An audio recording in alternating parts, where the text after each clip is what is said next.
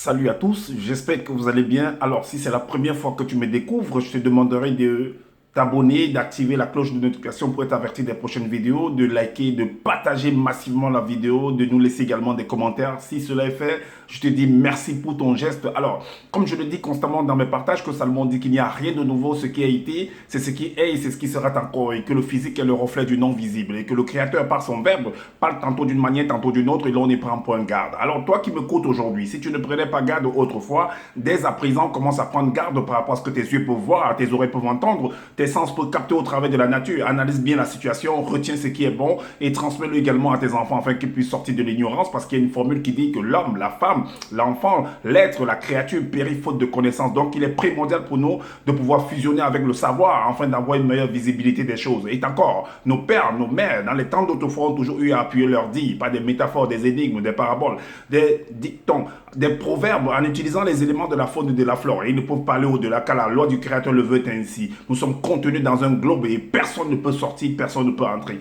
Alors, je reviens encore vers vous parce que ce personnage qui se donne le titre de deuxième né de la création, de qu'il a assisté à toute la fondation du monde, à toute la création, la haute construction du monde, et il s'appelle Zulu Lassan sur les réseaux sociaux, il vient polluer la toile avec ses enseignements bizarres qui n'ont pas de sens pour faire peur aux uns et aux autres, il a délocalisé les choses, il a changé les noms, il a mis à sa langue en fait de faire un genre. Alors, comme je te l'avais dit, que chaque fois que tu sortiras, je serai devant toi pour te rectifier et pour montrer en fait la vraie version, la bonne version, ce qui en est, ce que toi tu n'arrives pas à révéler aux autres, tu caches, afin de toujours les duper, de toujours leur arnaquer, leur bouffer leur argent, parce que si ils savent déjà, ils pourront aller se développer. Moi, j'ai compris ce jeu. Voilà pourquoi je m'auto-détermine aujourd'hui. Parce que voilà pourquoi je travaille personnellement aujourd'hui. Voilà, parce que j'ai compris tout ce jeu-là. Bon, maintenant, je suis en train d'aider également les uns les autres, ceux qui le veulent, bien entendu, pour pouvoir également se développer eux-mêmes et de comprendre la supercherie. Que voilà, ce sont des hommes qui ont écrit ces choses-là qu'on appelle la Bible. Tout ce sont des hommes, je dis bien, qui ont rédigé tout cela.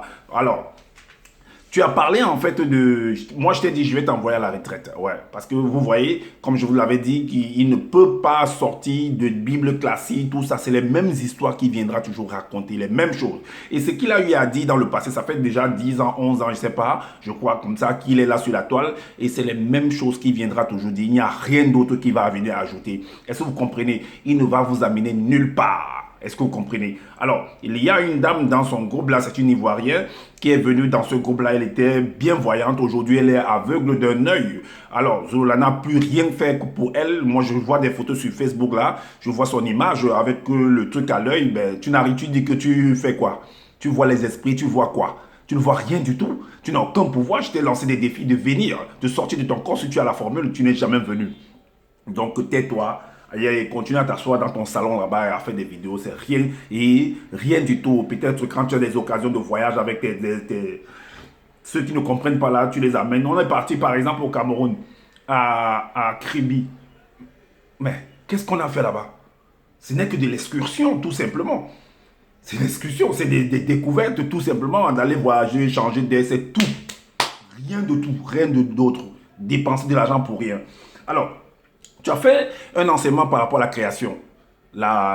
Comment est-ce que les choses ont été créées, tout et tout. C'est des choses qui existent. Tu as écrit ton livre en copiant dans le livre de Fab Olivette, en copiant dans le livre de secrets, livre secret d'Enoch, en copiant dans les Bibles classiques. Donc, je vais rentrer également dans ton livre là, ce que tu as copié là dans tous ces livres là, et je vais montrer en fait ce que c'est que la création. Parce que tu dis que les scientifiques ne connaissent rien, ils disent que le monde est venu d'un Big Bang. Au départ, moi je ne comprenais pas. Aujourd'hui, je comprends pourquoi ils disent que le monde c'est un Big Bang. Et c'est vrai, c'est un Big Bang. Je vais vous démontrer cela, que c'est un Big Bang. Avec les mêmes trucs que tu as copiés partout, que la création c'est un Big Bang. Oui, je te le dis et je pèse mes mots. Voilà. Donc, alors, pour ça, parce que tu dis, tu veux faire comprendre que tu fais comprendre dans ton enseignement que, voilà, que derrière toute chose, il y a une sagesse, il y a une intelligence, et c'est vrai, mais tout ça, c'est contenu dans l'ADN, dans les gènes. Tout ça, ces ingrédients, la sagesse et l'intelligence, c'est contenu dans l'ADN de chaque créature. Est-ce que tu comprends? Est-ce que vous comprenez? C'est contenu là-dedans. Donc, quand tu nais avec tout cela, ce potentiel-là. Est-ce que vous voyez? Ce sont des aptitudes que l'on a, chaque créature a. Et quand on construit par exemple une maison, un gratte-ciel, ou peu importe la maison, peu importe la chose qui va être construite, mais derrière, parce que ceux qui vont construire en fait sont des hommes qui vont construire.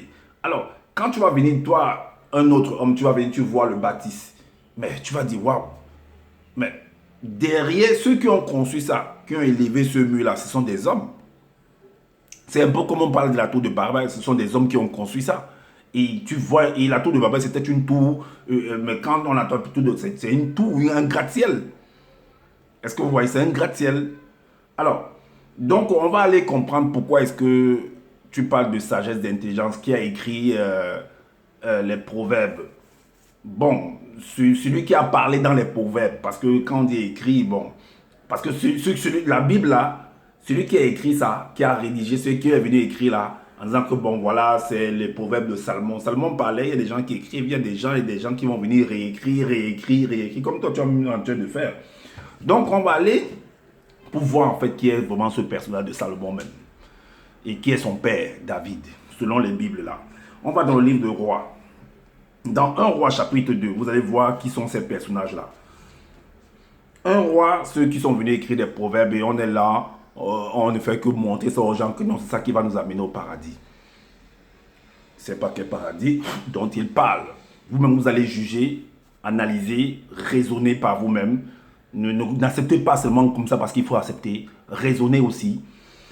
Alors, n'ayez pas peur de raisonner. N'ayez pas peur de raisonner parce que ceux qui se disent par exemple des gourous, des chefs de religieux, ils ont tendance à vouloir faire peur afin que les gens ne puissent pas aller au-delà en fait, du raisonnement. Non, raisonnez, n'ayez pas peur. Donc, dans 1 Roi 2, dans les Bibles classiques, 1 Roi 2, chapitre 1, il est dit, chapitre 2 au verset 1. On va commencer au verset 1. Il est dit, David approchait du moment de sa mort et il donna ses ordres à Salomon. Donc, comme dans l'arrestation, un riche laboureur sentant sa mort prochaine fit venir ses enfants ou son enfant et lui va lui dire, va lui prodiguer des conseils, ce qu'il doit faire. Comment il va gérer en fait le patrimoine, le territoire, le royaume. Son fils en disant, le verset 3 dit, observe les commandements de l'Éternel, ton Dieu, en marchant dans ses voies et en gardant ses lois, ses ordonnances, ses jugements et ses préceptes, selon ce qui est écrit dans la loi de Moïse. Selon ce qui est écrit dans la loi de Moïse. Donc, j'ai déjà fait des enseignements par rapport à ce personnage de Moïse. Hein. Donc, voilà Moïse qui a grandi chez le pharaon. Donc, le pharaon, c'est son tuteur et il s'est révolté contre le pharaon, donc contre son tuteur. Il allait se former ailleurs pour venir renverser en fait son tuteur. Oui, c'est ce Moïse-là. Donc, il a rédigé en fait la Constitution. Parce que la loi, le principe qui régit, qui fait fonctionner en fait sur lequel un pays, un royaume s'appuie, s'appelle la Constitution. Donc, il a changé la Constitution et c'est cette Constitution qu'il a laissée. C'est cette Constitution que le père de Salomon a fonctionné et il dit aujourd'hui à son fils de fonctionner par rapport à cette Constitution-là. Est-ce que vous comprenez que c'est la bonne? Alors, donc, afin que tu réussisses dans tout ce que tu feras et partout où tu te tourneras. Et le verset 8 nous dit quoi? Alors, le verset 8 nous dit, ton serviteur est au milieu.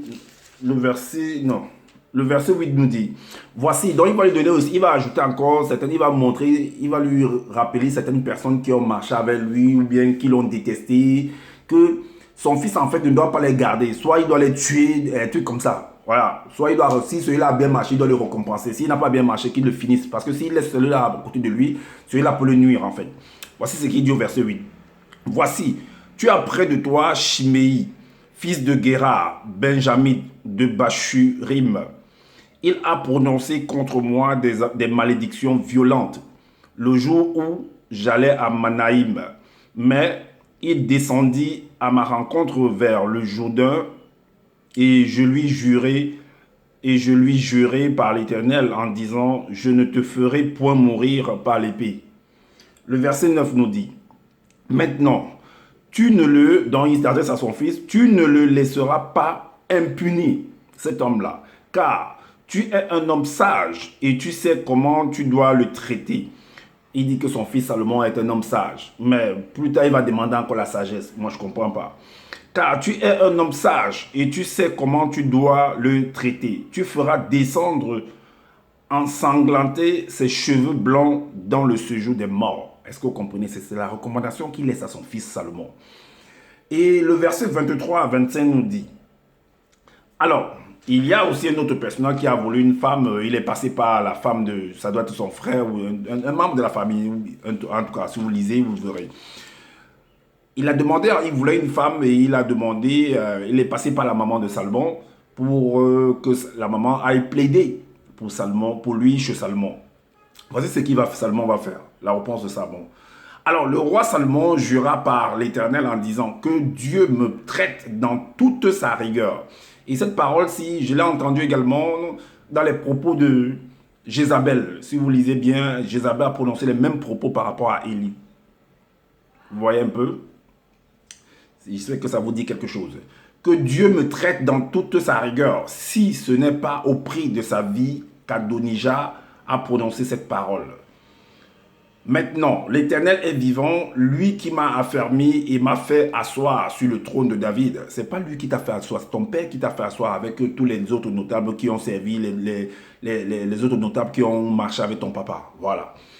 Maintenant, l'Éternel est vivant, lui qui, je le dis par rapport à ceux qui, par rapport à la croyance que les gens ont du mot éternel, hein, voilà. Il m'a fait asseoir sur le trône de David, mon père, et qui m'a fait une maison selon sa promesse. Aujourd'hui, Adonijah mourra.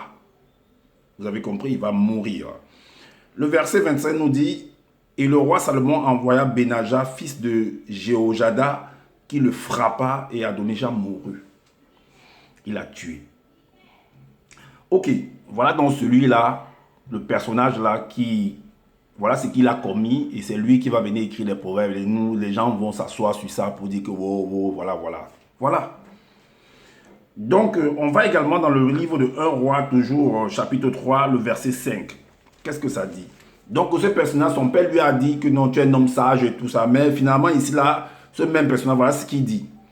À Gabaon, l'Éternel apparut en songe à Salomon pendant la nuit et Dieu lui dit. Donc l'Éternel là, tantôt on l'appelle l'Éternel, tantôt on l'appelle Dieu. Est-ce que vous voyez? J'ai fait des enseignements pour dire ce que ça représente. Je ne sais pas qu'est-ce que vous, quand vous m'écoutez, ou bien vous qui lisez ces choses, qu'est-ce que vous comprenez par ça? Faites très très attention à ce que vous lisez. Il y a trop de métaphores. Selon chaque contexte, il y a des mots qui sont utilisés. Si vous ne savez pas comprendre la profondeur ou la métaphore qu'il y a là dans chaque phrase ou dans chaque mot ou dans chaque livre, vous serez toujours dupé. Je l'ai été au début, aujourd'hui, ça se passe, ça se fait pareillement parce que je comprends. De Genèse à Apocalypse, je connais la métaphore qui est là-dedans. Est-ce que vous comprenez? Donc, je viens également vous aider afin que vous puissiez comprendre ces métaphores-là. Comprendre ceux qui ont rédigé ces livres-là. Qu'est-ce qu'ils ont voulu dire par là? Qu'est-ce qui se cache derrière toutes ces phrases, tous ces versets? Est-ce que vous comprenez? Ou toutes ces histoires? Alors, donc, et Dieu lui dit, demande ce que tu veux, je te donne.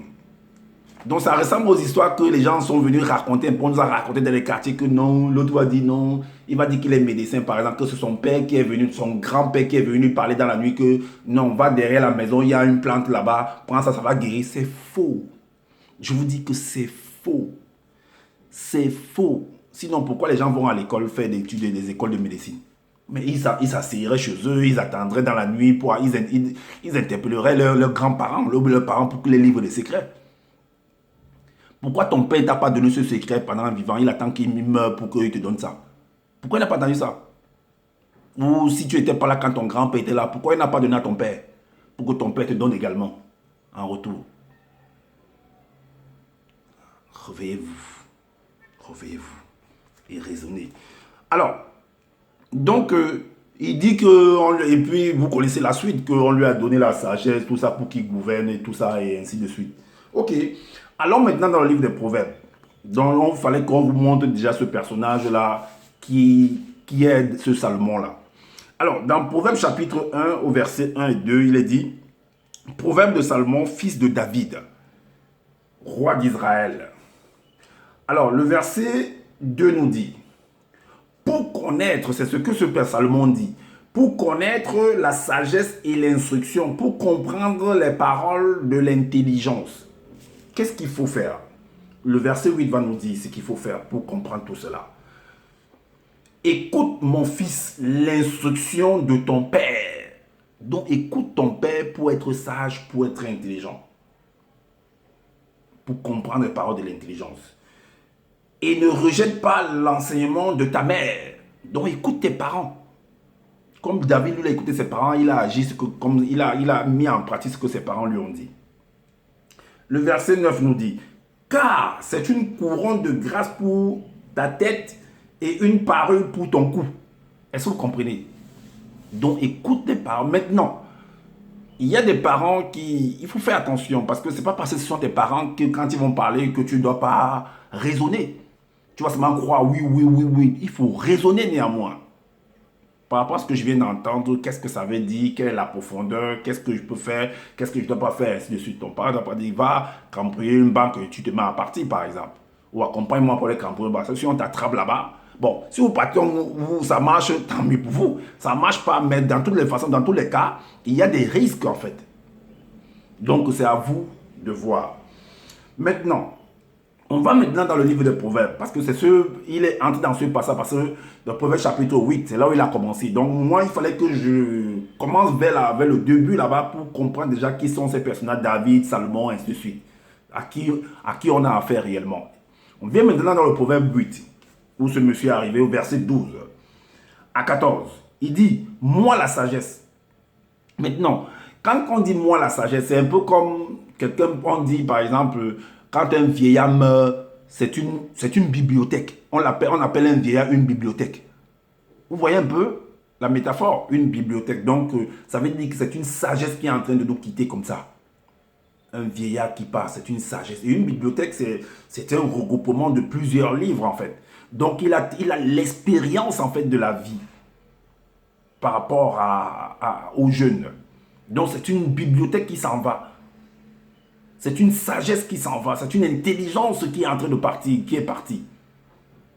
Auquel c'est un arbre puissant qui avait beaucoup de fruits, auquel on venait se reposer, qui s'en va comme ça. C'est un baobab qui tombe, qui est tombé. Est-ce que vous voyez? Donc, moi, la sagesse, j'ai pour demeure le discernement.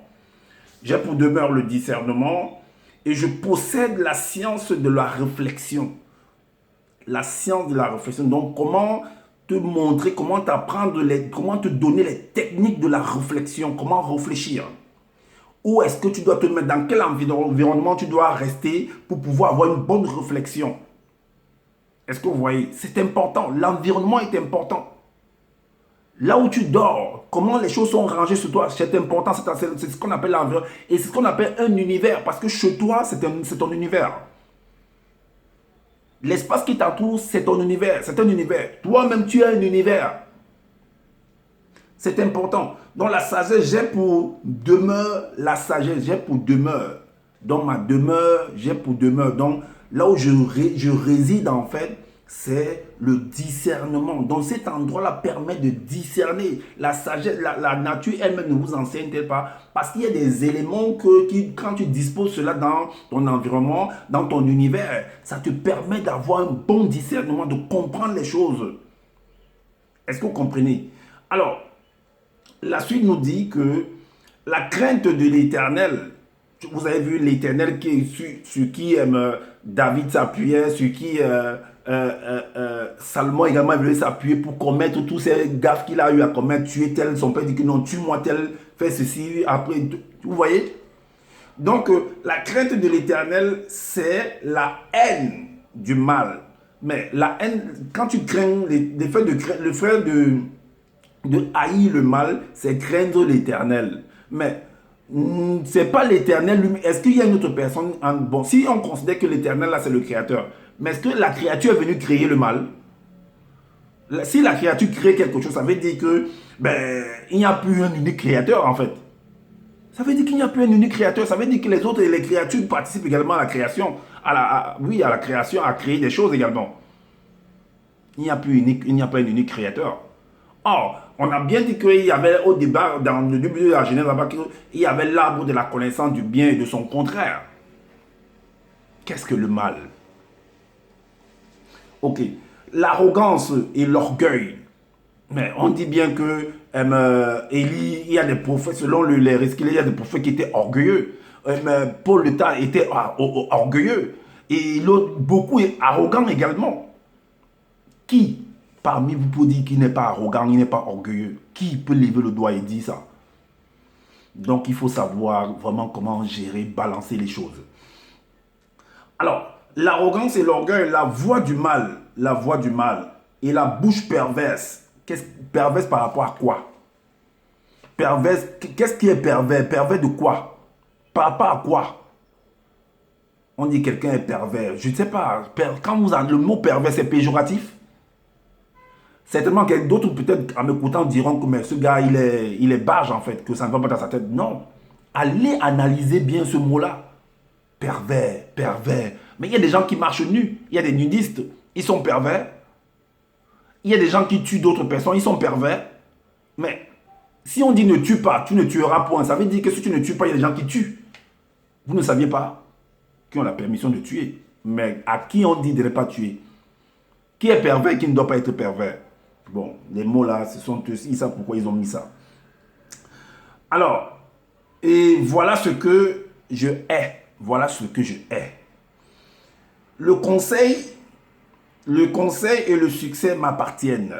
Oui, parce que quand tu es dans un bon environnement, tu as le bon discernement, tu as la bonne réflexion, eh ben, c'est normal que le conseil, parce que les conseils et le succès t'appartiennent. Donc ça veut dire que celui qui est un sage, en fait, celui qui est dans cet environnement, en fait, a ceux qui viennent, en fait, au pied de son, on va dire, de son arbre, ben, profite, en fait, de son conseil et il y a du succès derrière tout cela. Parce que quand tu mets en pratique tout cela, ben, tu vas voir le succès.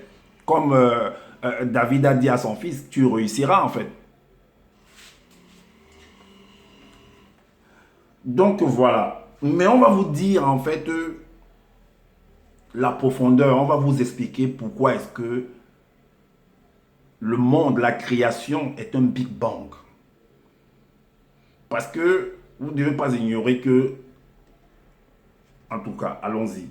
Donc le verset 22 nous dit, l'Éternel m'a créé la première de ses œuvres, avant ses œuvres les plus anciennes. C'est très simple à comprendre. Vous pouvez être dans une famille, le père est là, la mère est là, et tu es le premier. Et maintenant, celui qui a dit que l'Éternel m'a créé, mais il s'adresse à qui? Parce qu'au même titre qu'il est ancien, ses frères qui le suivent sont également des anciens, mais par rapport à ceux qui viennent à une nouvelle génération. Est-ce que vous comprenez? Parce que la nouvelle génération va trouver que les petits frères de celui-là qui dit que je suis ma créé le plus ancien, lui, que ses frères aussi sont des anciens. Alors, on va entrer dans une parenthèse pour vous montrer en fait le Big Bang. En disant que l'Éternel m'a créé la première de ses œuvres avant ses œuvres les plus anciennes. On entre déjà dans la phase du Big Bang. Parce que dans Genèse 2, au verset 6, il est dit que, mais une vapeur s'éleva, une vapeur. Mais pour qu'il y ait une vapeur, réfléchissez, raisonnez. Pour qu'il y ait une vapeur, il faut du feu. Et qui met du feu? Si ce n'est pas l'homme. Il faut enclencher quelque chose, soit la mèche, soit le gaz, soit du combustible. De toute façon, un truc qui va permettre de... Donc, il y a toujours un truc pour permettre que le feu y soit. Est-ce que vous voyez?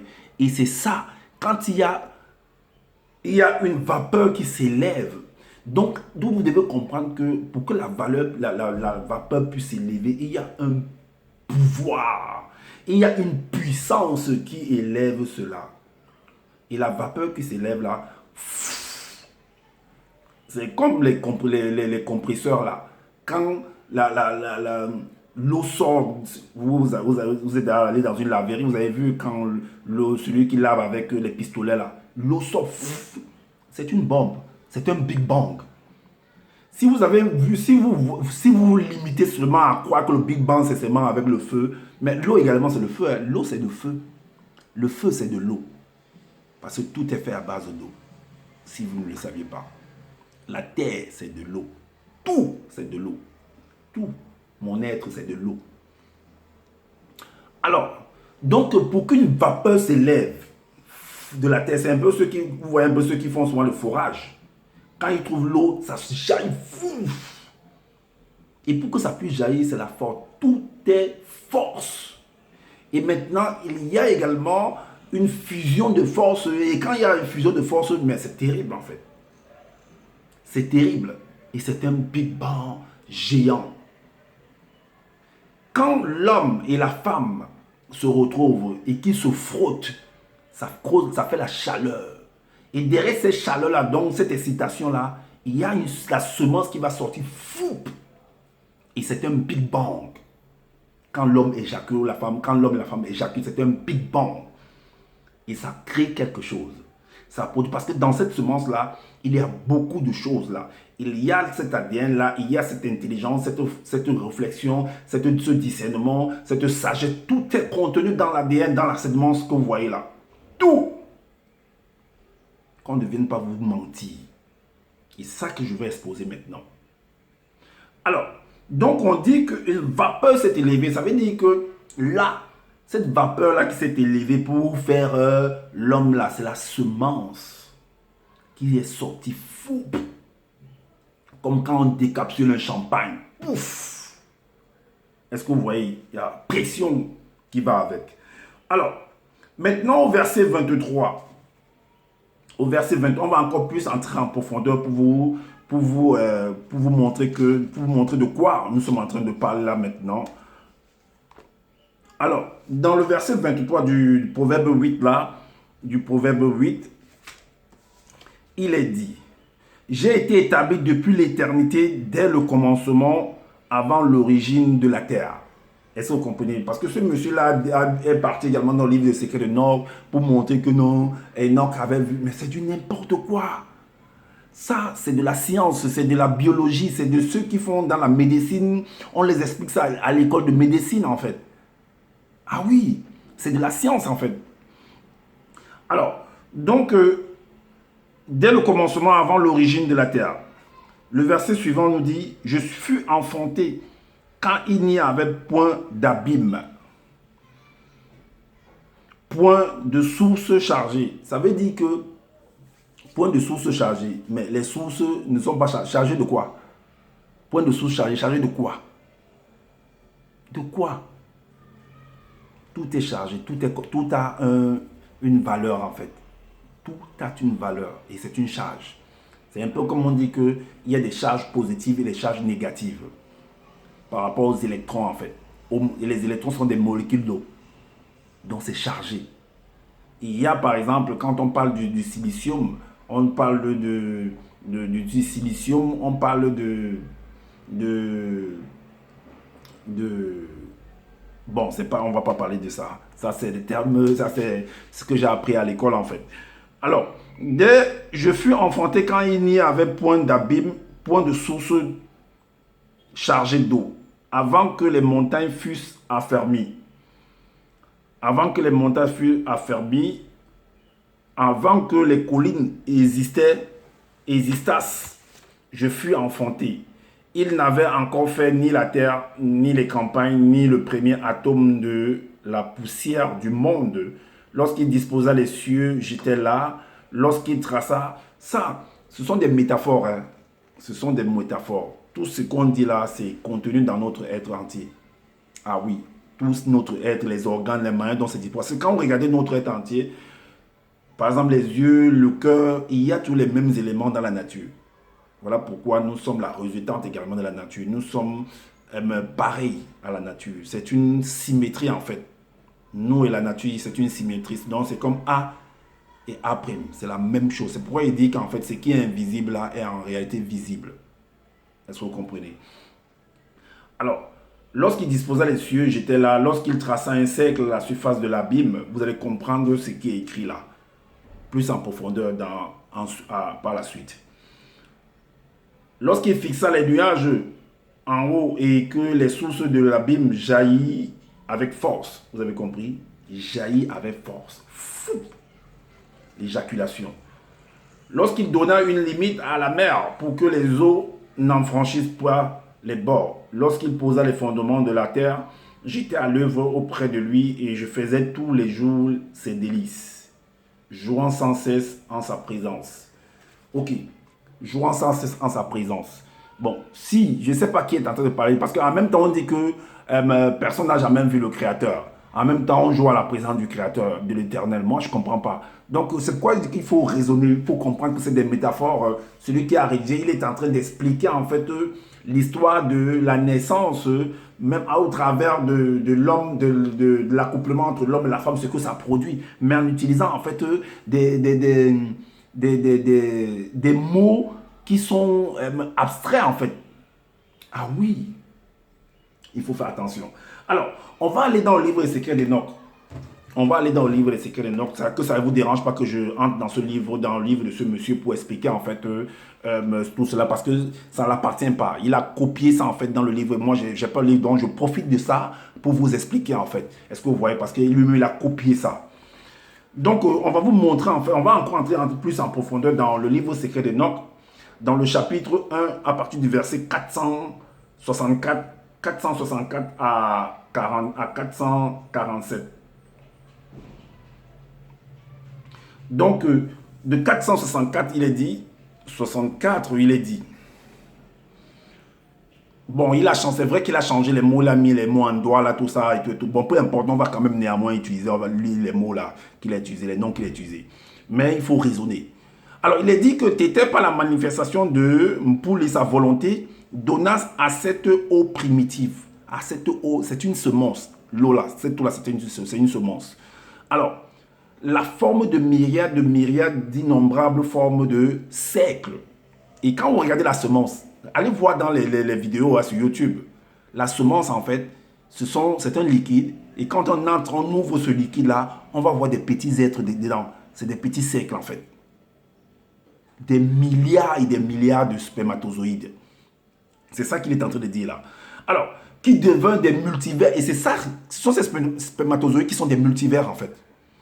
Les entités gardiennes de la conscience cosmique firent leur apparition et se mirent en mouvement à leur poste selon la loi établie par le Verbe. Est-ce que vous voyez?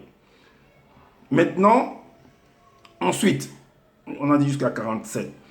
Ensuite, t'étais pas la manifestation de sa volonté, les sépara en les éloignant les unes des autres par des étendues. C'est vrai, ils sont séparés, chacun court.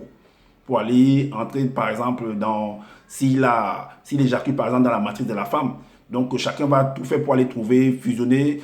C'est le premier qui entre dans l'ovocyte qui féconde, et puis voilà, un enfant apparaît. Donc, et il créa aussi le globe terrestre en ayant lui aussi, la forme de cercle.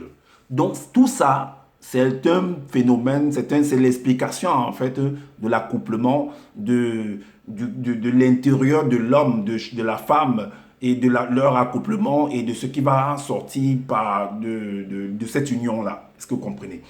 Alors, la suite, au 67, on a dit 64.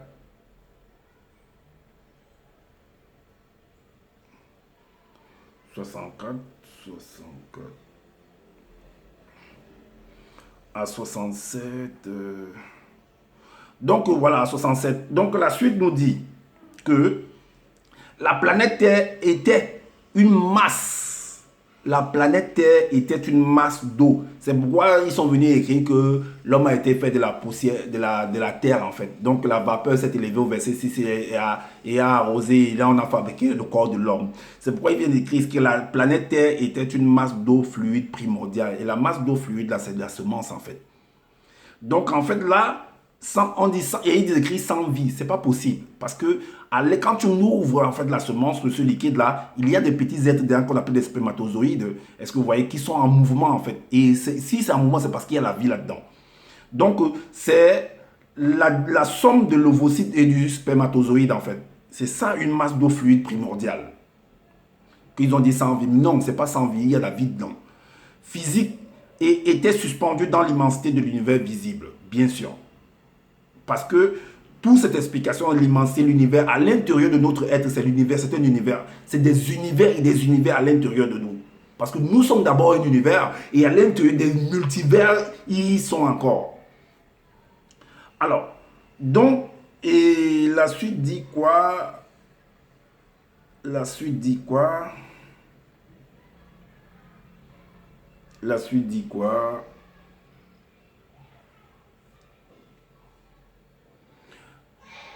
Le verset...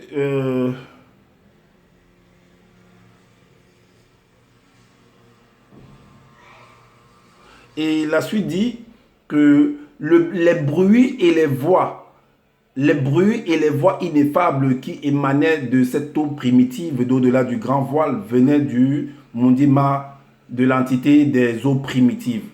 En fait, le bruit là, en fait, parce que quand l'eau, le liquide, peut-être vous, peut-être là, physiquement, on n'allait pas voir, mais déjà maintenant, quand l'homme et la femme s'arrivent, il y a des bruits en fait. L'homme et la femme s'accouplent, il y a des bruits. Maintenant, quand le liquide à l'intérieur, ça fait aussi des bruits. Sauf que peut-être vous n'êtes pas là pour comprendre. Si on va au microscope pour voir, dans des appareils pour voir, vous allez voir que l'eau est toujours... C'est un peu comme l'eau de la mer, ça bouge, ça fait du bruit. Alors, donc, on dit que le bruit et les voix ineffables qui émanaient de cette eau primitive, de-delà du grand voile et tout, on dit cheminaient et des sept entités qui se mirent lors de la création du visible à cheminer au-dessus de l'eau primitive d'au-delà du grand voile. Ça veut dire que c'est le voyage vers les trompes. Donc la semence là est en train de migrer vers les trompes. Et quand ça bouge, puisque c'est un liquide, ça bouge en fait. Il faut aller voir les vidéos de la biologie, comment ça se passe, la procréation se passe, pour comprendre ce que je suis en train de dire. Alors, et la suite dit quoi? La suite dit quoi? Bon, la suite, parce que quand le voyage, puisque ça se fusionne au niveau de l'ovocyte et le spermatozoïde de l'homme, il y aura fusionnement au niveau du col de l'utérus. Et puis maintenant, ils vont migrer vers les trompes. Ils vont faire ce chemin-là. Et puis, ils vont faire le chemin en retour pour venir se loger maintenant au niveau des trompes, au niveau de l'utérus, du col de l'utérus. Et puis, commencer maintenant encore à grandir encore davantage jusqu'à produire quelque chose. Voilà pourquoi elle a dit, par la manifestation de la volonté de Téter, son verbe se fit entendre. 2 points. Que la lumière soit manifestée dans le visible et son rayonnement fut. Que la lumière soit manifestée. Parce que quand la lumière, c'est pourquoi ils ont écrit que la lumière, d'autres sont venus que la lumière sort des ténèbres. Parce qu'à l'intérieur, c'est l'obscurité, c'est des ténèbres. Et le bébé qui va sortir de là, quand il sera déjà complètement fort, après 9 mois, c'est ça la lumière. Parce que l'homme est une lumière. Ok, même le fait que je puisse parler là comme ça, le souffle qui sort, la voix que vous entendez en fait, pour que ça puisse sortir, il y a une pression, il y a un... Parce que c'est le feu en fait. Quand ça sort, vous, c'est l'éjaculation en fait. Je parle, je suis en train d'éjaculer en fait la semence au travers de ma bouche. Alors, on va lire maintenant encore plus en profondeur pour expliquer ça. On va aller dans les évangiles cachés de Kodoumanet. Au chapitre 16, le verset 11 à 20. Est-ce que vous voyez? 11 à 20. Il est dit, c'est ce qu'ils appellent le dépouillement, parce que quand ça sort, ça se dépouille. Cette manifestation qu'on a, les transformations, c'est une sorte de dépouillement en fait. Alors, là ils ont écrit au verset, on a dit verset 11 à 20. Là il a écrit, il appelle Jokisabe la semence. Toi qui m'écoutes, tu es une semence également. Toute la création est une semence. Alors, il a écrit Jokisabe, mais moi je mets semence en fait.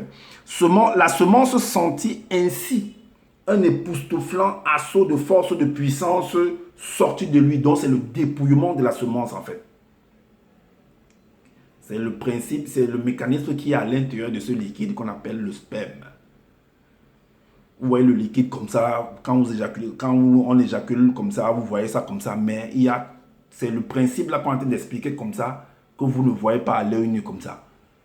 Mais des gens ont fait des études et ils vous expliquent le mécanisme, le cheminement, voilà le mécanisme en fait. Donc, à chaque descente, un flot d'émotions le submergeait en portant plusieurs raisonnements. Lorsqu'il quittait le grand ordre, ils vont appeler ça le grand. C'est à l'intérieur de nous. Donc, il y a un endroit où la semence là quitte. L'homme est excité, quand ça sort, ça quitte d'un endroit qu'on va appeler le grand ordre. D'autres, ils appellent ça le grand. Ils ont écrit que c'est le grand ordre des choses. Alors, puis celui du plan visible et physique, donc ça va sortir. Et puis pour entrer maintenant dans la matrice de la femme, ou aller sur la terre, ou je ne sais pas où, peu importe. Alors, il s'éteint donc dans le lieu le plus mystérieux. Ça, c'est déjà c'est l'accouplement, hein, pour que l'enfant puisse venir après. Donc, la femme est dans sa période et il y a accouplement. Et il s'éteint donc dans le lieu le plus mystérieux de la réalité semi-spirituelle et semi-visible, à l'endroit même où se trouve le mécanisme vibratoire spirituel du secret de l'introduction à l'essence de la vie de l'esprit d'homme. Peut-être d'autres vont comprendre ça, je suis en train d'expliquer, ils vont pas trop comprendre. Mais il y a une explication à ça, très très palpable. Ce que j'explique, prenez du temps pour analyser, pour raisonner, pour comprendre ce que je viens de dire. Voilà, sinon, si vous ne vous bafouez, en fait, vous n'allez rien comprendre. Vous allez croire que peut-être je suis en train de raconter du n'importe quoi. Ce que je dis est très très capital.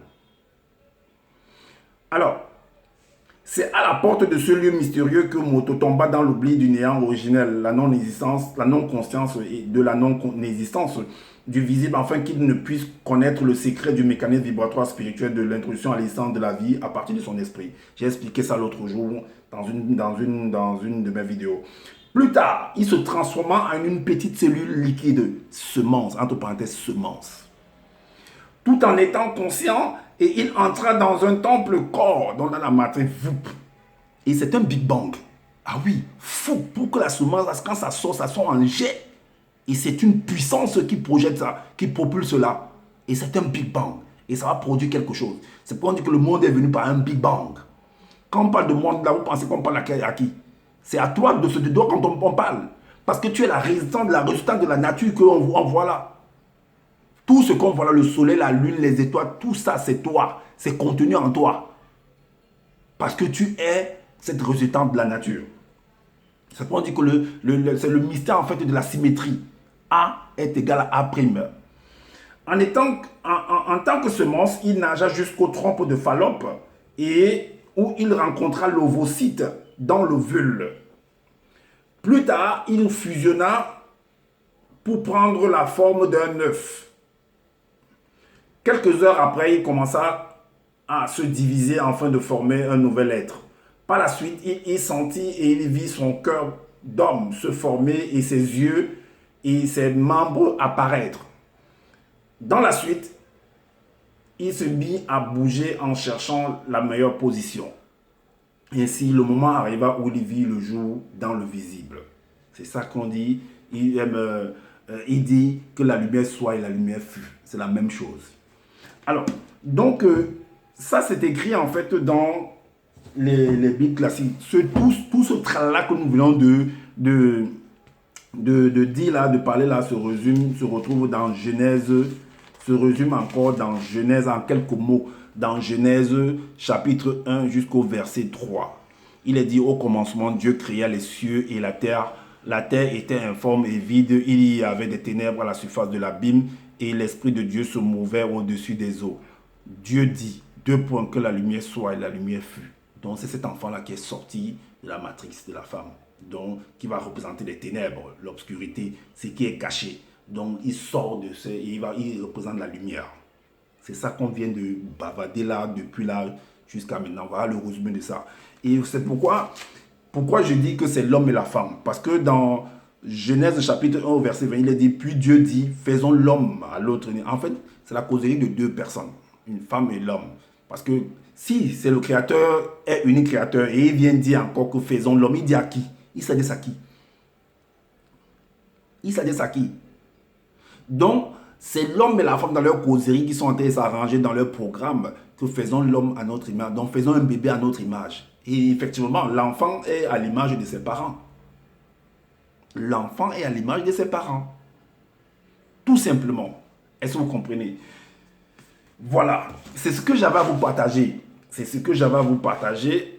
Ah, faut pas que la caméra tombe. Donc, c'est ce que j'avais à vous partager. Donc, c'est vrai, on a parlé beaucoup de choses.